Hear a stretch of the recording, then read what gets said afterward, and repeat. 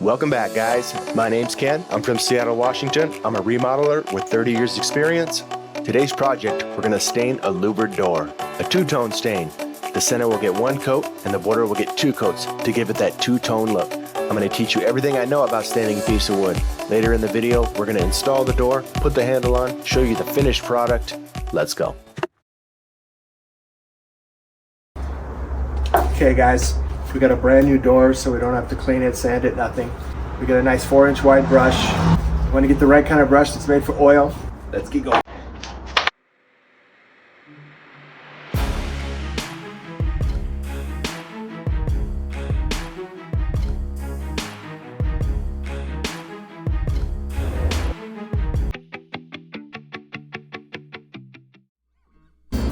Run a rag across it so you don't leave too much.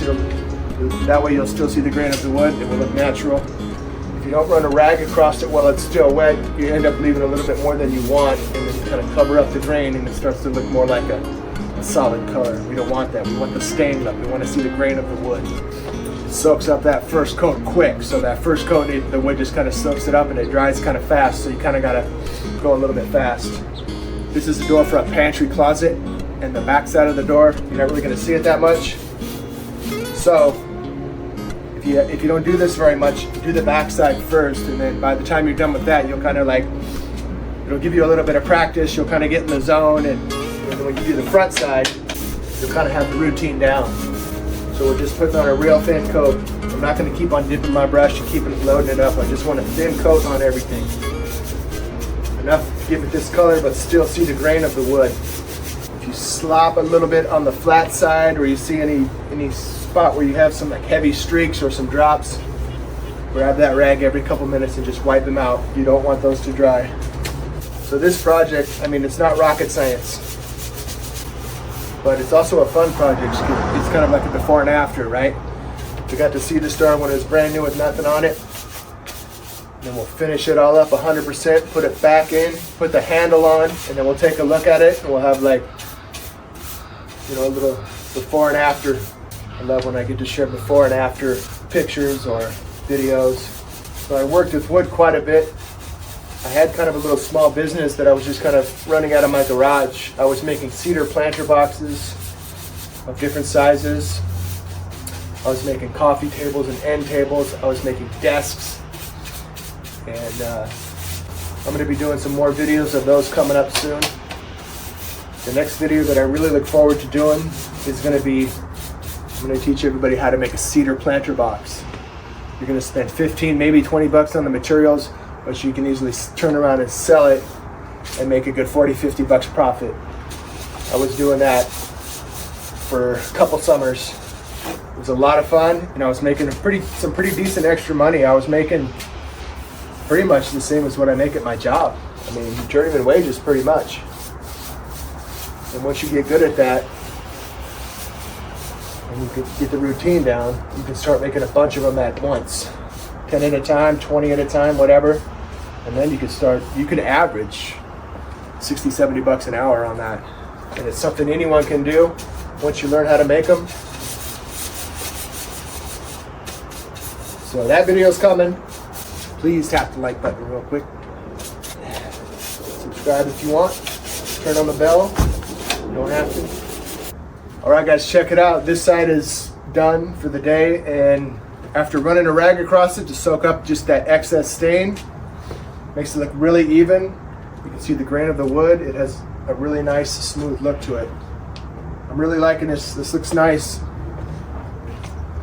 I'm excited to get it done, put it in, put the handle on, and see how it looks. I think one coat, in my opinion, is really all you need here. It looks beautiful. You can still see the grain of the wood. It's what you want. You definitely want to see the grain of the wood showing through. Otherwise, what's the point? You might as well just paint it, right? And if you like that flat, no shine, flat, kind of all natural look, you could leave it. But if you want to give it that bit of a shine, you're going to do another coat of polyurethane. It just looks like a little can just like this one. It's just clear polyurethane. You can get it at any Lowe's or Home Depot. You can get flat, you can get semi-gloss, you can get gloss. however much shine you like, but for me, I would definitely do that because it just gives it that, you don't have to give it a high shine, but it still just gives it that kind of a glow. Even if it's a flat, even if it's not semi-gloss or glass, even if it's flat, it's still going to give it that just soft glow, and it gives it a finished look. So I would do that. I'm not sure what the homeowner wants to do here, but that's what I would do. Because you got that clear coat on it, and it's going to have that little bit of a shine, or at least a little bit of a glow. It's going to bring out the colors and the grain of the wood even better. I'm a fan. In fact, actually, most of my projects that I did, it's best to just pick out a nice piece of wood that is a nice looking piece of wood, like maple or a walnut or a cedar, and then just sand it out right and just do nothing but a clear coat of polyurethane, oil-based clear coat. Kind of gives it that wet look. All the colors come to life, the grain comes to life. It looks so good. The best looking piece of wood furniture, the best way to finish a piece of wood, it's going to be just the most beautiful piece of wood, is to not stain it, just a clear coat. It's already going to darken it up. All the natural colors and the beauty of that wood is going to come to life, the grain, the colors. I'm a firm believer in the best way to finish a piece of wood is just an oil-based clear coat. All right, guys, side one is done for now. I'm going to lift it up, let you take a look. What do you guys think?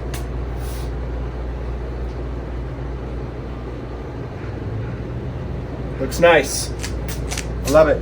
Love the color. Nice color. If you had a flat door, you could do the whole thing with nothing but a rag. You can cut up an old t-shirt, fold it over a couple of times, rub the stain on with that. You wouldn't have to take a dry t-shirt and go back over it, because you're just going to put on a thin layer with that rag. That's only if you got like a flat door, or maybe you're doing a little table or something like that. Something like this, you got to use a brush. Another thing you could do too, if you want to go the extra mile, is you could put a coat of wood conditioner on your project before you put your stain on. The reason why you would do that is wood conditioner is kind of like putting a real thin coat of clear coat on your project, and it would kind of absorb into the wood and dry. And then when you put your stain on, your coat of stain will have a nice even look. If you don't use the wood conditioner, it's possible that one side of your piece of wood will absorb a little more of that stain than the other side. And sometimes wood, one part of that piece of wood might be just a little bit more absorbent, and it might absorb a little more of that stain than another side. So you may have kind of a dark spot and a kind of a lighter spot, because that wood will absorb your stain in different ways. So if you want to go the extra mile, you can put a coat of wood conditioner on before you start, and that'll prevent that from happening. But most of the time, it's really not an issue. Okay, guys, here we are. It's day 2. The homeowner came out last night and took a look and decided that he's really happy with the way the slats look here, but he thought it would be a good idea to do one more coat on just the border. So we're going to do one more coat on just the border here, including this middle piece, and then it will kind of have that two-tone look. And I agreed. I think that will look nice, and we're going to find out. So this will be kind of fun. Let's go. Okay, so we got a nice generous coat on the border. It's been sitting for about 5 minutes. I'm going to wipe a little bit off and see how it looks.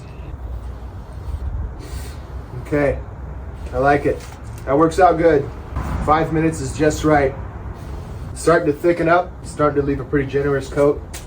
And I'm glad that I didn't leave it for longer than 5 minutes, because if it gets too thick, then it starts to become kind of gooey. And then when you go to wipe it off with your rag, it just doesn't work out so good. So I just looked at the other side just to kind of compare, and I'm really happy with what I see. Check this out. If you look at the side we just finished, we're trying to get that two-tone thing going, okay? One coat here, 2 coats on the border. Check it out. Okay, now look at the side that we haven't done yet. I'll be doing that about a half hour. Check it out. See the difference? And also, as you can see, I put blue tape across the tops of these sawhorses just because it's something that's a nice clean surface so I don't get any little, dirt smudges or black marks on my finished product. It's a good idea. I like just slapping blue tape because if you do like rags or something like that, then that could possibly make more marks. It could possibly absorb a little bit of your stain when you flip it over. So I like blue tape for this. Done.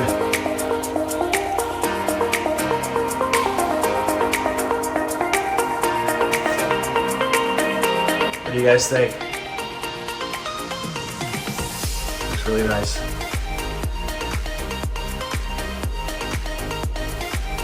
Two coats. One coat on the slats and 2 coats on the border to give it that kind of two-tone look. It has a flat, smooth, kind of all natural wood look to it because we did not do a clear coat over the top. So, no polyurethane to give it a shine.